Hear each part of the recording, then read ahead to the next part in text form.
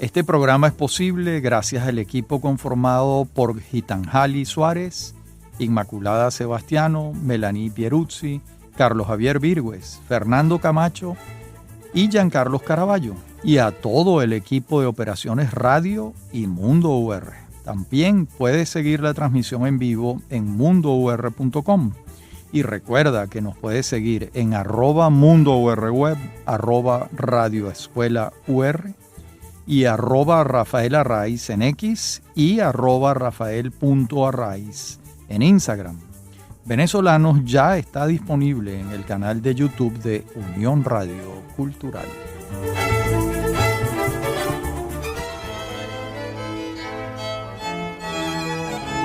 Saludos para todos en venezolanos en esta serie que venimos adelantando sobre la historia de Caracas. Este es nuestro tercer capítulo. Ya estamos en el siglo XVII, el que va del 1600 al año 1700. Un siglo muy accidentado para la ciudad y con muy poco crecimiento poblacional.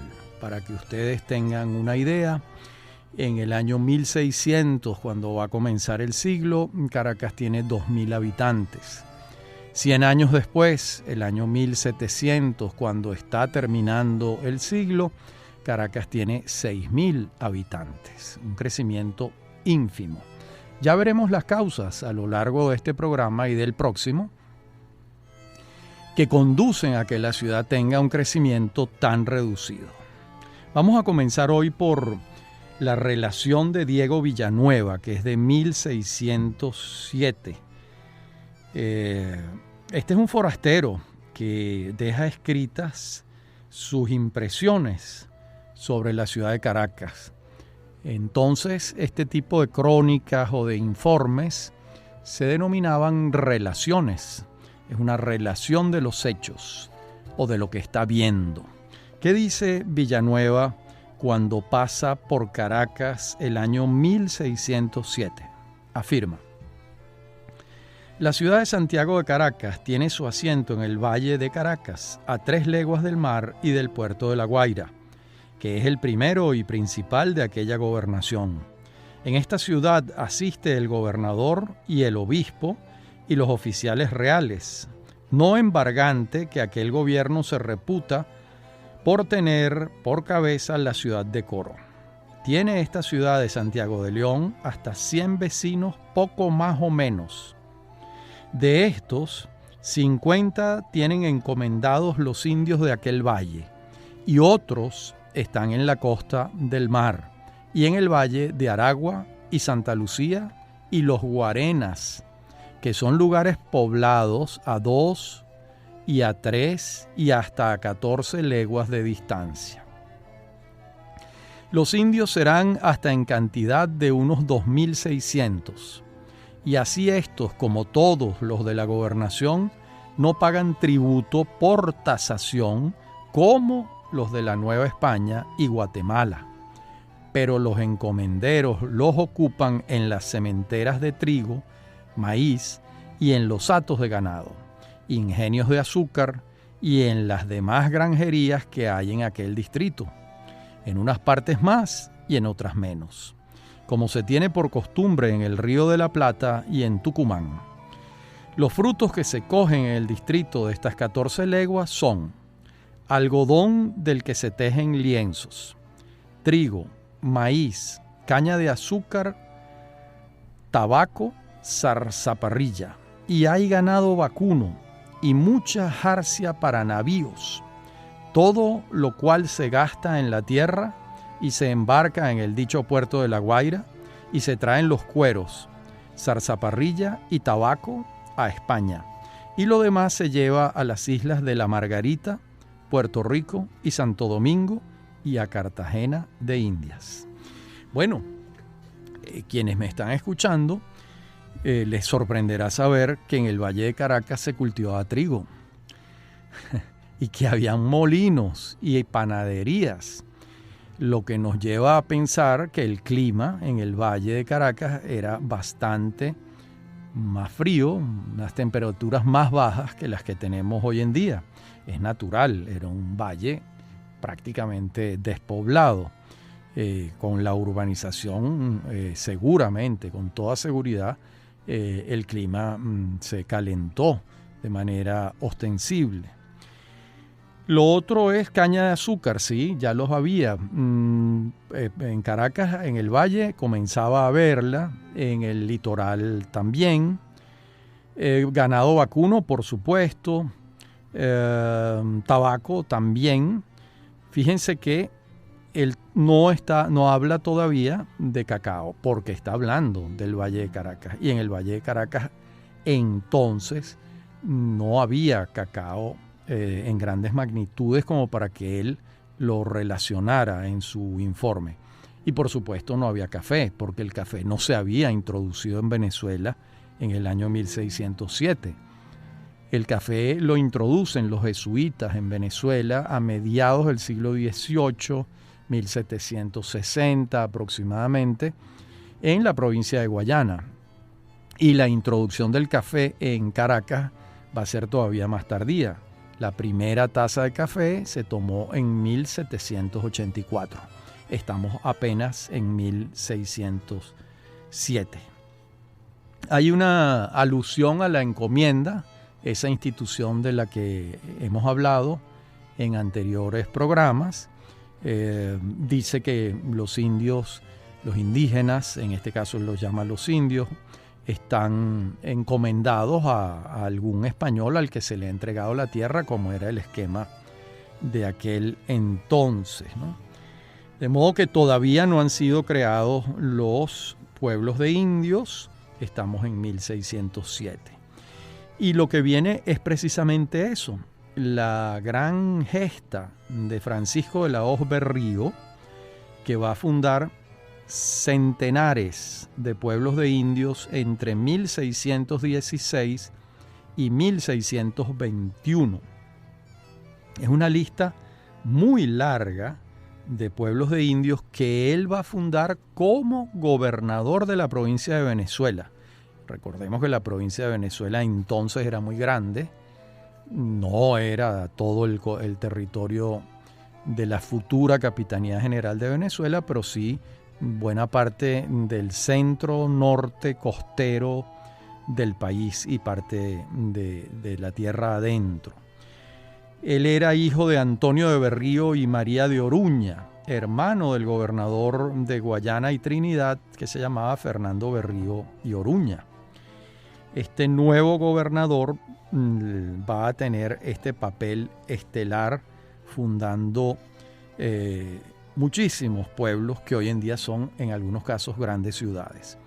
Por ejemplo, en el año 1620 él va a fundar Santa Catalina de Cuara, Nuestra Señora de la Victoria, Nuestra Señora de la Candelaria de Turmero, San José de Cagua, San Mateo, San Jerónimo de Cocorote, San Miguel Arcángel de Acarigua, San Antonio de Padua de los Naranjos de Humocaro Alto, Nuestra Señora del Rosario de Humocaro Bajo, Nuestra Señora de Altagracia de Quíbor, Santana de Sanare, San Miguel Arcángel de Cubiro, San José de Siquisique, San Juan Bautista del Valle de Duaca, San Juan Bautista de Urachiche, San José de Guama. Imagínense ustedes, buena parte de los pueblos del estado, hoy en día, el estado Yaracuy y el estado Portuguesa y el estado Lara. Y fíjense que, como era costumbre de los españoles, combinaban vocablos del castellano, del español, y vocablos indígenas. Muchas veces esto ocurría. Turmero es una voz indígena, Humocaro es una voz indígena, Acarigua es una voz indígena, Quíbor, etc. Duaca, Urachiche, Guama son voces indígenas combinados con algún santo. San Juan Bautista del Valle de Duaca, por ejemplo. En 1621, al año siguiente, ¿qué va a fundar Francisco de la Hoz Berrío? Bueno, fíjense, él va a fundar San Francisco de Paula de Aguafría de Baruta, El Valle, Santa Lucía de Pariaguán, Nuestra Señora de Copacabana de las Guarenas, Dulce Nombre de Jesús o Buen Jesús de Petare, San Pedro y San Pablo de Antímano. Bueno, prácticamente todos los pueblos aledaños, satelitales a Caracas, porque aquí está Baruta, está el Valle, está Santa Lucía en el Valle del Río Tuy, está Guarenas y está Petare. Y está Antímano. De modo que va a ser muy, muy importante. De modo que hay 3 de estos pueblos que se conurbaron completamente con Caracas y que ya no son pueblos autónomos, que es el caso de San Francisco de Paula de Agua Fría de Baruta, el caso del Valle y el caso del Dulce Nombre de Jesús o Buen Jesús de Petare, y también el caso de Antímano. De modo que es una labor fundacional importante de pueblos de indios la que va a hacer Francisco de la Hoz Berríos. ¿Cómo funcionaban estos pueblos? Igual que un pueblo español. Un alcalde, un ayuntamiento, donde deliberaban los cabildantes, donde habían cargos vinculados con las tareas, la tarea de recolección, la tarea de policía, pero con la circunstancia de que esos pueblos los manejaban, los administraban los que los españoles llamaban los indios, es decir, los indígenas, los pobladores originarios. Por lo general asistidos por algunos sacerdotes, porque también recordemos una vez más que todo el proceso de conquista y colonización de América por parte de España es una empresa católica. De lo que se trata también es de convertir a los llamados infieles al monoteísmo cristiano. Veamos ahora una descripción que hace Fray Antonio Vázquez de Espinosa en 1624. Dice este fraile: la ciudad de Caracas está en 9 grados de la equinoccial. Su temple es maravilloso de primavera. La tierra es rica de mucho oro, tanto que cuando llueve lo cogen los muchachos por las calles en los arroyos que corren, y así lo es toda la tierra. Bueno, esto es una fantasía, esto completamente, porque es decir, no hay ninguna otra relación que diga que el oro corre cuando llueve por las calles de Caracas. De modo que él lo que está haciendo es alimentando el mito del dorado, de que estas tierras están llenas de oro, cosa que en el caso de Venezuela no fue así. En la próxima parte del programa continuaremos viendo estos episodios, estas relaciones, estos testimonios sobre la ciudad de Caracas en la primera mitad del siglo XVII. Ya regresamos.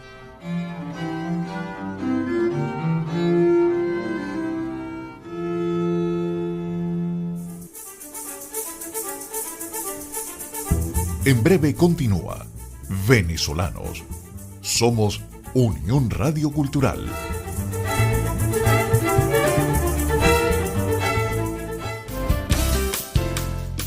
Estás escuchando Unión Radio Cultural. Este y otros programas de Venezolanos los puedes oír en formato podcast a través de Anchor.fm. Para alguna sugerencia sobre este espacio, pueden escribirnos al correo rafaelarraiz@hotmail.com. Somos Unión Radio Cultural.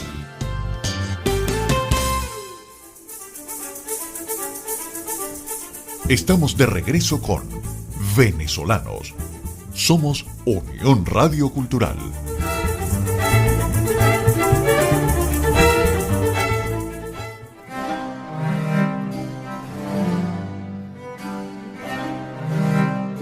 En 1632 vamos a tener que se construye el camino de la Puerta de Caracas a La Guaira. Es decir, se fija, se establece, ¿no? Y hay unas primeras noticias que se extraen en las actas del Cabildo del año 1603, que le hacen el encargo a Juan de Guevara para que abra el camino, lo mejore y lo despeje de maleza, de manigua. Y luego Navarrete y Rodríguez establecen el Camino Real Caracas-La Guaira en 1632. Entonces gobernaba Francisco Núñez Melián.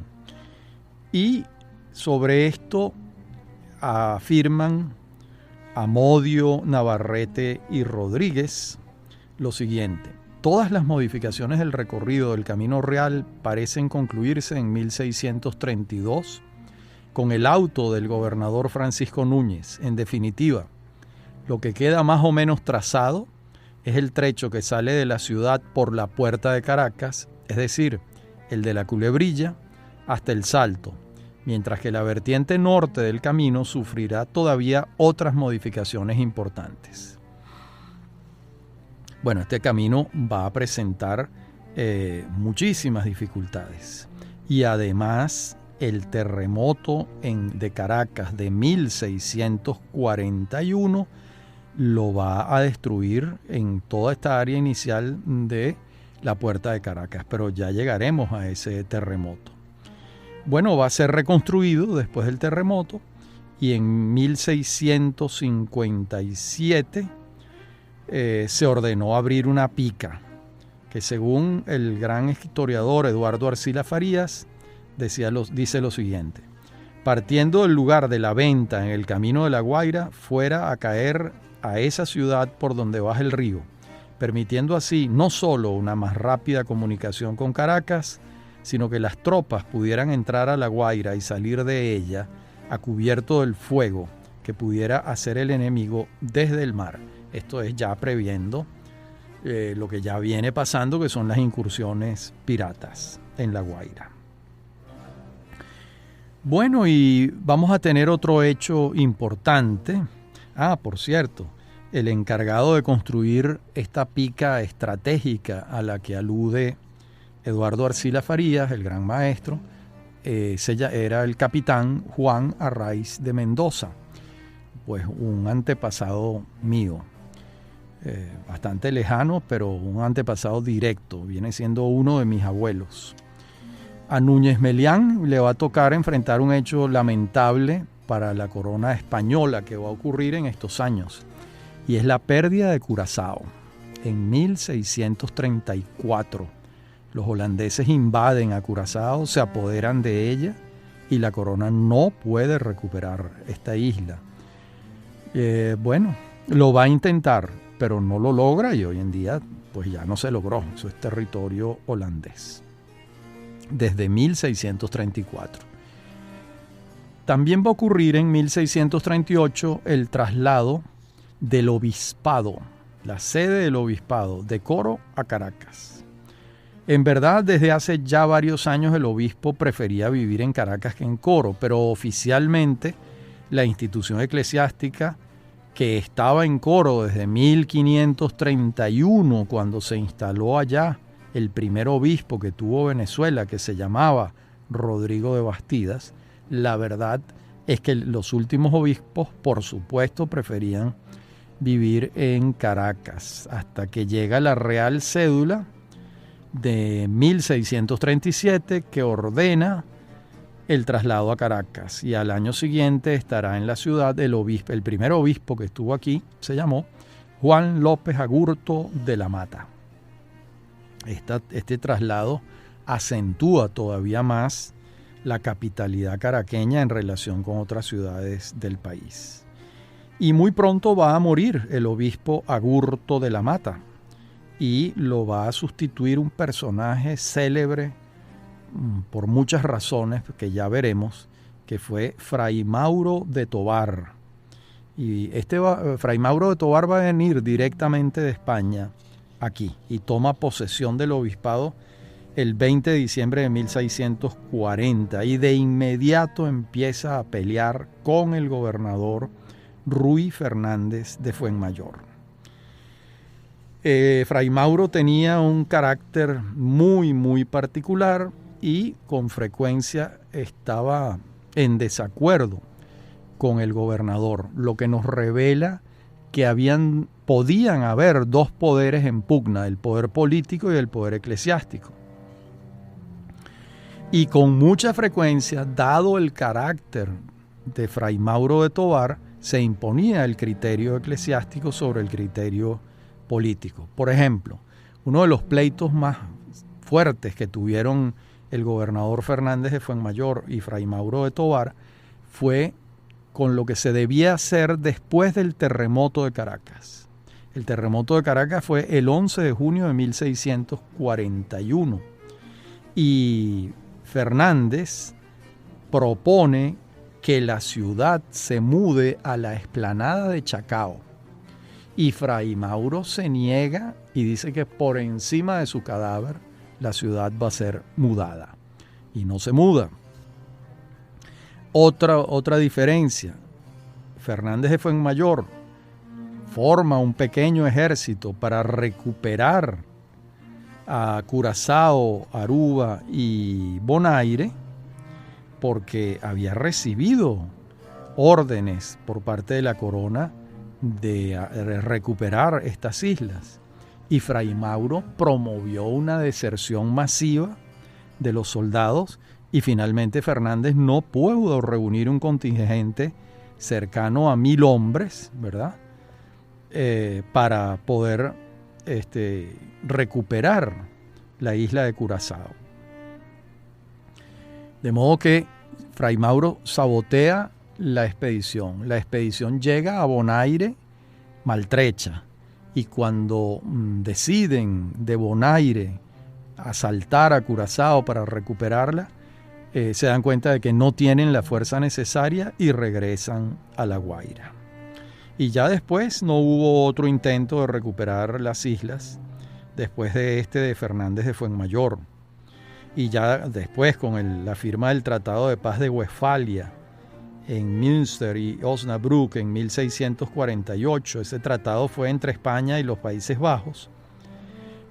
España reconoció implícitamente la posesión holandesa de las mal llamadas Islas Inútiles, que así era como llamaban a Aruba, Curazao y Bonaire. Las llamaban así primero por su sequedad, por su sequía, por su aridez, y después porque no tenían agua. Entonces la vida era dura allí, era difícil, no tenían agua dulce, por supuesto. Bueno, estos pleitos de Fray Mauro y el gobernador siguen adelante y vamos a tener, por ejemplo, una circunstancia que le tocó enfrentar a Ruy Fernández de Fuenmayor, y es que la armada de Jackson zarpa de Londres el 16 de junio de 1642, recala primero en Barbados, ahí está 1 mes y medio, y luego va a Margarita. En Margarita desembarcan 800 hombres de los 1,100 que componían esa armada, pero los españoles pudieron aventarlos, entonces se fueron a La Tortuga. En esta isla desértica, de allí pasaron a La Guaira, y las fortalezas de La Guaira los repelieron con eficiencia. Entonces se fueron a Cata, a Ocumare, a Puerto Cabello, y siguieron rumbo a Curazao. Los holandeses no los dejaron entrar a la bahía, y siguieron hacia Maracaibo, donde van a entrar en diciembre de 1642. Y entonces, en la medida en que se iban acercando estos piratas ingleses y llegaban noticias, Ruy Fernández de Fuenmayor reunió al cabildo caraqueño para tomar una decisión: qué hacer, formar un ejército, bajar, enfrentarlos. Y Fray Mauro intervino en la reunión y dijo que no se hiciera nada, que no se podía ir a auxiliar a los zulianos, a los maravinos en este caso, porque eso suponía abandonar a La Guaira y sería peor. Entonces los dejaron a su suerte. De modo que todas estas anécdotas lo que nos están revelando es que esta urbe no había un mando único, estaba el mando del poder político, en este caso de Fernández de Fuenmayor, y el del poder eclesiástico en manos de Fray Mauro de Tovar, todo un personaje. En la próxima parte del programa veremos entonces el terremoto de 1641.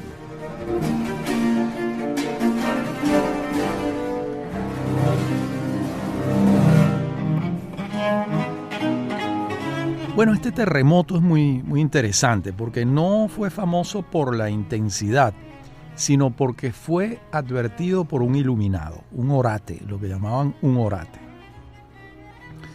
En aquella ciudad nueva en la que sus habitantes no conservaban memoria de los avatares geológicos, amanece al asombro el 11 de junio de 1641 entre las 8:30 y las 9 de la mañana. Ese es el día de además, era el día de San Bernabé. Y en ese día es estremecida por un terremoto que casi tumba casi todas las casas. Entonces, este orate, que se llamaba Saturnino, pues tuvo facultades premonitorias, según cuenta la tradición oral y la leyenda, porque estuvo varias semanas por las calles de la ciudad entonando unos versos de su propia inspiración. Se los voy a leer. Qué triste está la ciudad, perdida ya de su fe, pero destruida será el día de San Bernabé. Téngolo ya de decir, yo no sé lo que será. Mañana es San Bernabé, quien viviere lo verá. Y el día de San Bernabé ocurrió el terremoto. ¿Cómo se puede explicar esto? No hay explicación científica posible.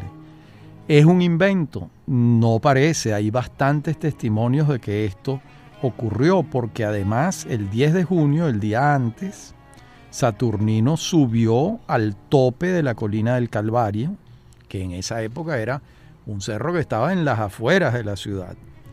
Y en efecto, pasó la noche allí y bajó a la ciudad después del terremoto.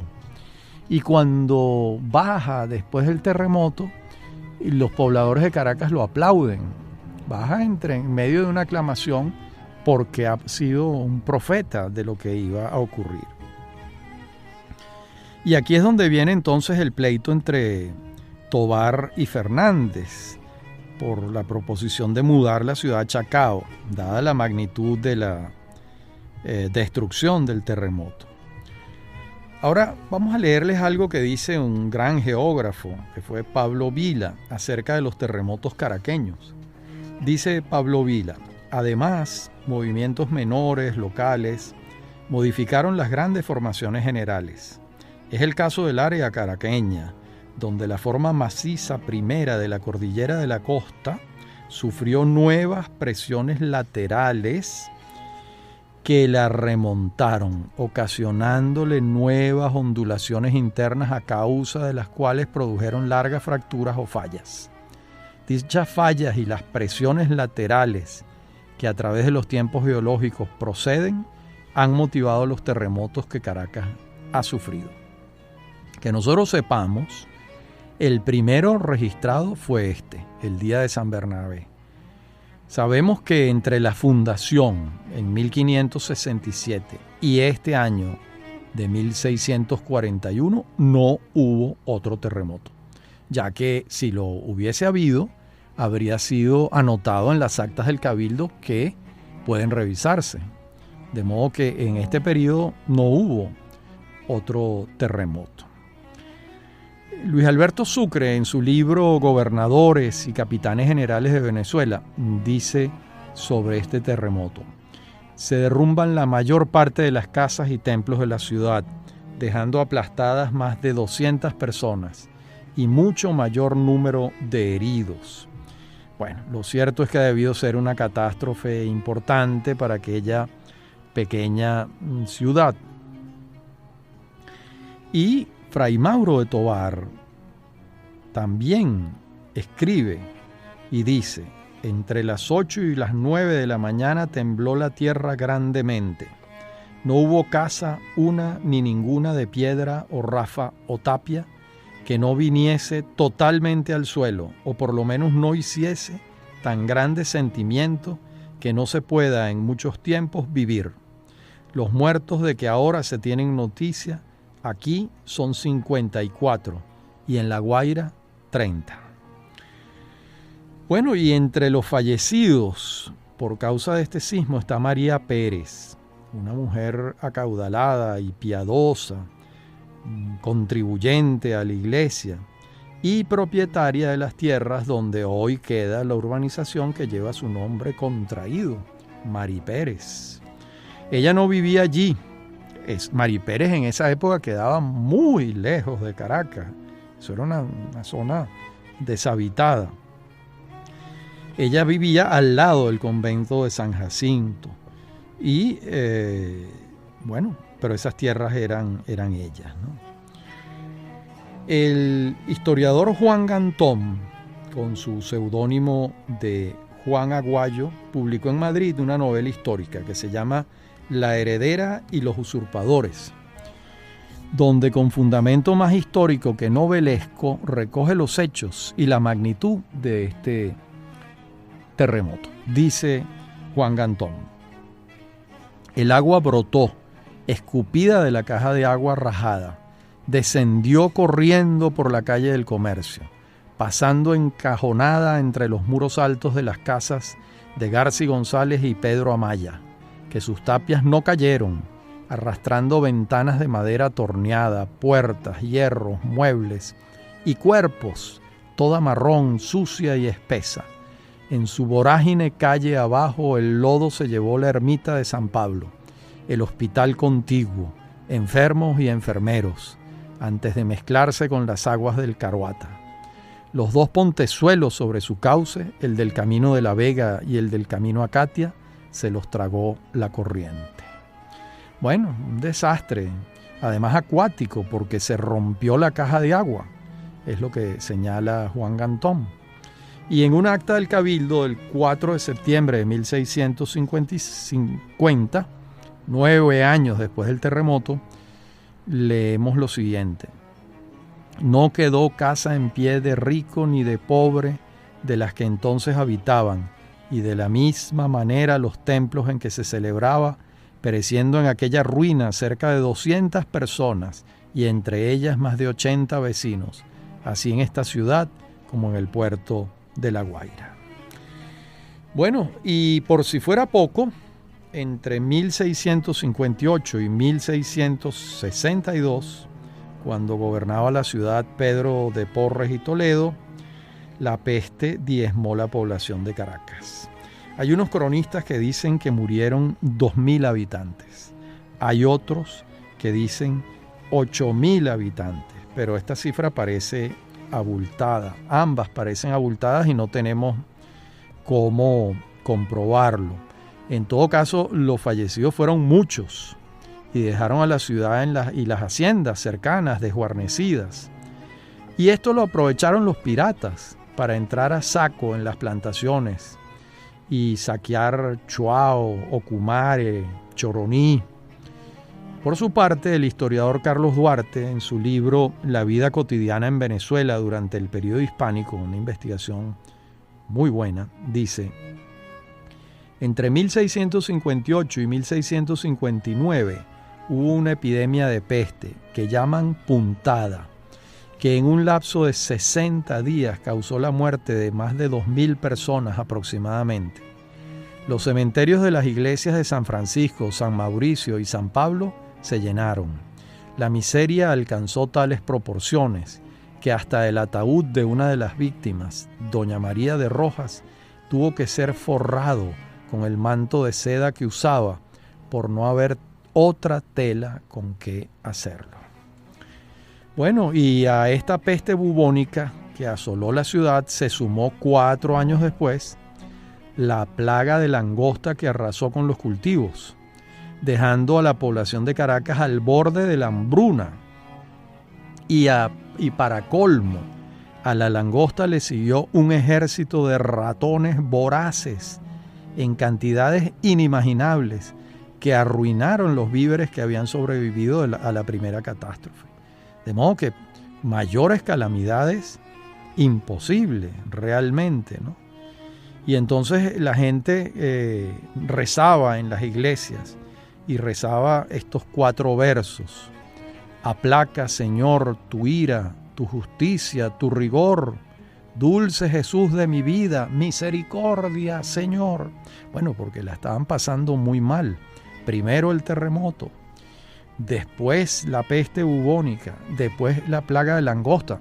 Claro, La plaga de langosta son unos insectos que se comen los cultivos.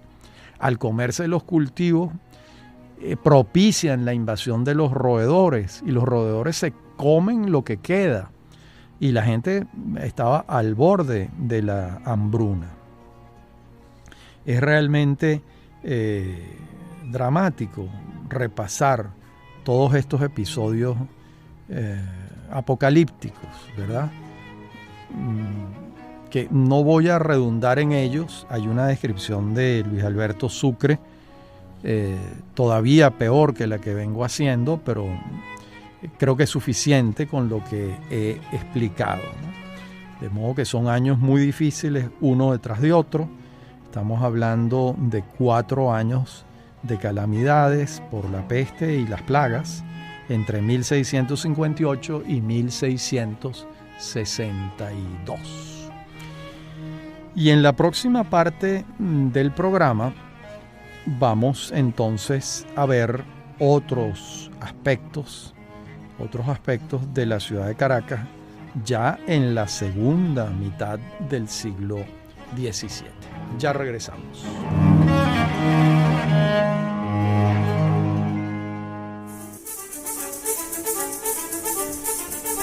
En breve continúa Venezolanos. Somos Unión Radio Cultural.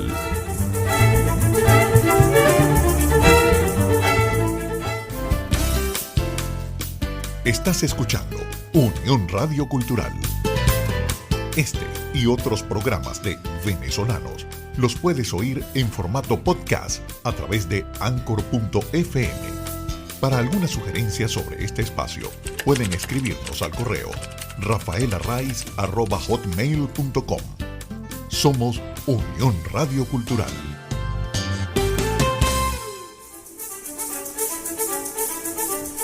Estamos de regreso con Venezolanos. Somos Unión Radio Cultural.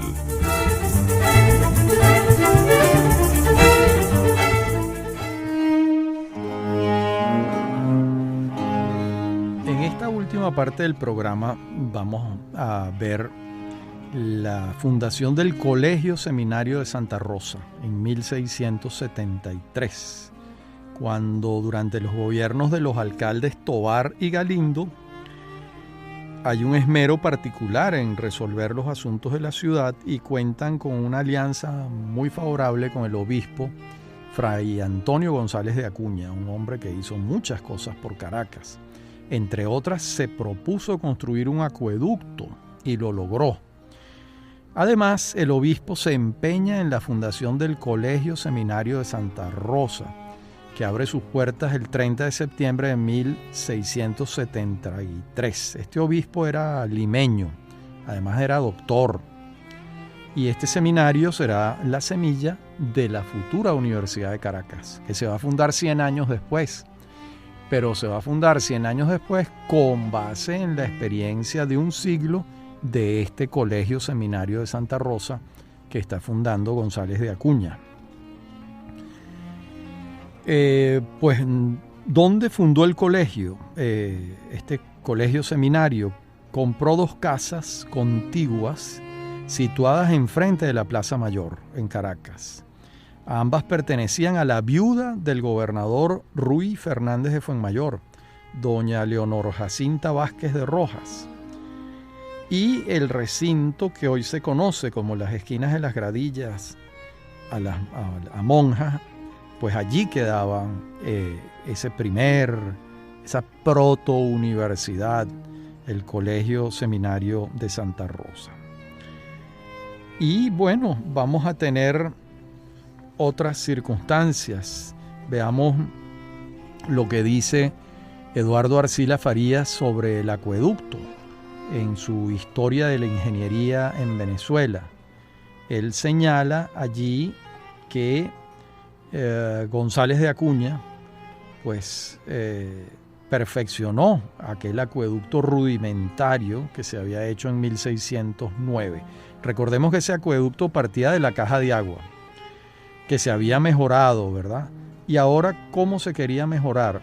Bueno, a ver si lo explico. el acueducto existente para ese momento, las acequias por donde corría el agua estaban abiertas, lo que permitía que la contaminación fuese muy grande. O sea, corría el agua por unas acequias por la calle. Entonces, la idea era cubrir estas acequias y convertirlas en lo que ellos llamaban caños de cal y canto. Y esto fue lo que se hizo. Se reunieron los fondos a través de recolectas con los vecinos para mejorar las condiciones del acueducto rudimentario y hacerlo de caños, de tubos que protegieran el agua. Y eso fue lo que se logró hacia 1675. En estos años las incursiones piratas no cesan. El pirata Gramón está en La Guaira en 1680, después de un periplo que incluye el archipiélago de las Aves, Curazao, La Blanquilla, Los Roques, Macuto, hasta que finalmente toma La Guaira. Bueno, ahí tienen unos encontronazos. ¿Cuántas veces aparecían estas escuadras piratas frente a La Guaira? Se ponía en marcha el sistema de señales de humo. Se mandaban señales de humo desde la zona de Catialamar que podían ser avistadas por un vigía permanente que estaba en la puerta de Caracas, que es lo que hoy en día es la Pastora y San José. Y de acuerdo con el lenguaje de las señales de humo, se armaba un ejército de caraqueños para respaldar a los guaireños que estaban enfrentando un desafío pirata. Esto pasó varias veces. Claro, Caracas tenía una ventaja en relación con Maracaibo, con Coro, con La Guaira, con Margarita, con Cumaná, con Pampatar, y es que no estaba a la orilla del mar. A la orilla del mar estaba La Guaira y Caraballeda. De modo que pero la solidaridad era automática por parte de los caraqueños que bajaban a respaldar a los guaireños en su enfrentamiento con el desafío pirata. Y en 1684 llegaron a Caracas dos personajes de gran importancia para nuestra historia. Me refiero al obispo Diego de Baños y Sotomayor, nacido en Lima, y a su sobrino, José de Oviedo y Baños, que es el autor de la célebre Historia de la Conquista y Población de la provincia de Venezuela. Este José de Oviedo y Baños había nacido en Bogotá. Ambos se establecen aquí. La historia de Oviedo y Baños, con todos y sus errores, que son muchos, es un documento muy importante para la época. Bueno, y de nuevo en 1686 vamos a tener piratas en La Guaira. Esta vez van a ser piratas de otra, ya no es Gramón, ya no es el francés, sino otros piratas de distintas procedencias, y se implementó de nuevo el método de las señales de humo al que venía haciendo referencia. Y como las calamidades no faltan, hay una viruela y vómito negro entre 1692 y 1694. Y refiere Sucre que el primer caso de viruela se presentó en la costa, en Morón, pero no hubo manera de impedir que la epidemia llegara a Caracas, y cundió entre la gente, causando estragos, muchas bajas. De seguida se presentó otra calamidad a la que llamaban entonces el vómito negro, que todo indica que se trataba de fiebre amarilla, ya que este vómito de sangre se presenta en una etapa avanzada de la enfermedad de la fiebre amarilla. Para ambos males no había otra alternativa que encomendarse a Dios, porque las vacunas no se habían desarrollado todavía. No es fácil ofrecer cifras de muertos, ya que las estadísticas entonces no existían. Los cronistas apuntan unos números altísimos de fallecimientos. Será a esta realidad patológica a la que llegue un gobernador de notable importancia por sus realizaciones. Me refiero a Francisco de Berroterán.